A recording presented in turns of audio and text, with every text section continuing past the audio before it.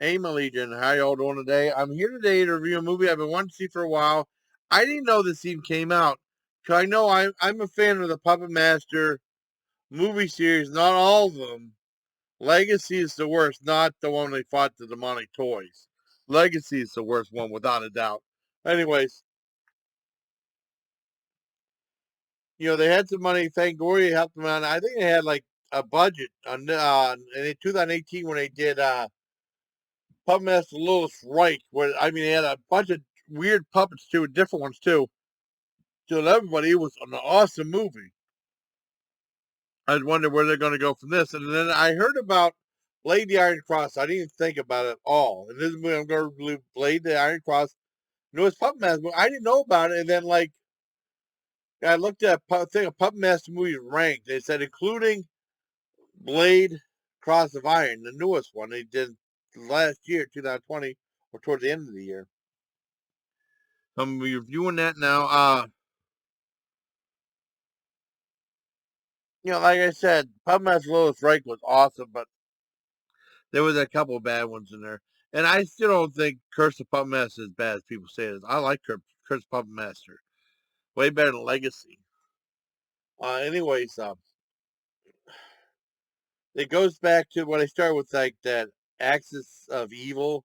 They going back to the World War II squad. They started that back with the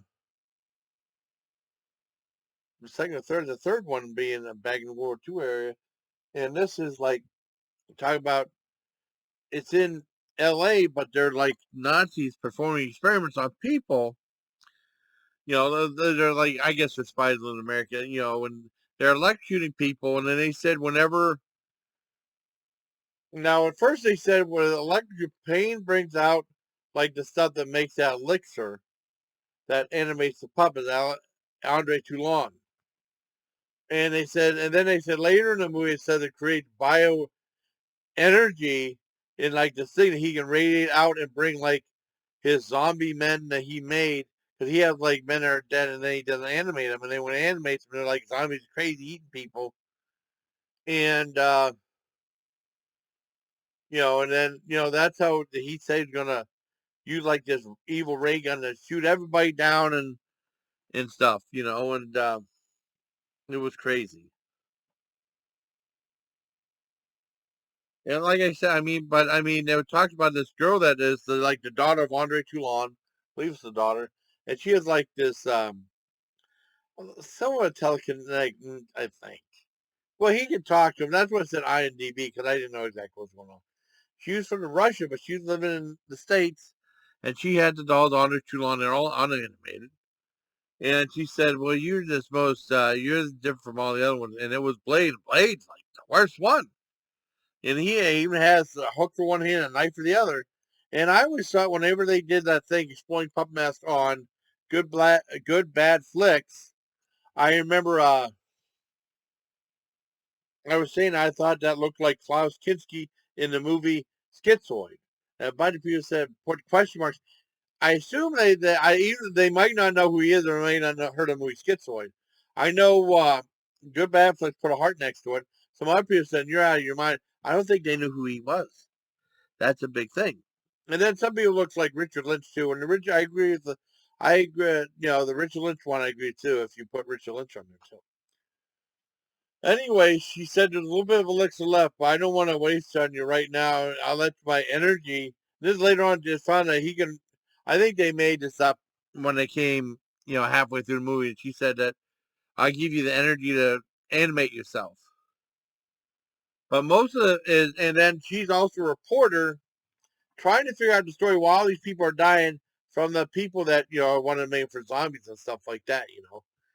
And she works for this paper. Most of the movie's about that and trying to figure out what's going on. And then Blade is only in there a little bit, and then she finally brings it back through her bioenergy and stuff like that. There's a couple really good, awesome kills in there, and there's lots of laughably bad dialogue. A guy's gonna find that guy, this little guy, goofy, good-looking guy with a red mustache. Hey, yeah, bring it, big guy. I start laughing. Yeah, it's a wacky movie, but it's not. Well, wacky. It's just wacky, and a lot of the acting is bad and stuff like that, but not. in a semi funny way, not a full funny way. Because I mean, they're playing it. There's really not a lot of jokes in this one. They're trying to play it serious, but I mean, some of the overacting is funny. But you barely see Blade, and then it gets good towards the last like 20 minutes or so. Whenever Blade, or I mean, the movie's only 70 minutes. Like the last 15 minutes or something like that, where Blade gets let loose and he goes does this stuff. That was really good. I mean, but the movie itself, I didn't think it moved at a brisk pace, and it wasn't. I mean, it wasn't boring. It moved at a brisk pace, 70 minutes, but I mean, it wasn't that interesting. I couldn't get into the story. I wouldn't want to watch it a second time. How's that? I watched some of the other Puppet Masters before. Now, and this is the time whenever he doesn't have the funding through like Paramount when Full Moon first came out. His tie with Paramount broke like 4 or 5 years into the year or whatever it was. And then he didn't have like major bagging. He still had some. And then over the years, he just does Indiegogo stuff or charge for streaming services or something like that. Yeah, I heard the budget for. I mean, like I said, Fangoria helped out in the last one. Puppet Master Lilith Reich, which was an amazing movie, which was awesome. And this one back to the regular budget, well, 90,000. You know, it did have some different looking rooms and stuff like that. You know, it wasn't too horrible, but I mean, I just didn't think it was definitely one of the best Puppet Masters. So I give I almost said Puppet Masters. I mean, I thought when it said Blade, the Iron Cross was going to be an origin story. That would have been really neat. I would love to see that, but it wasn't just a continuation story set in World War II.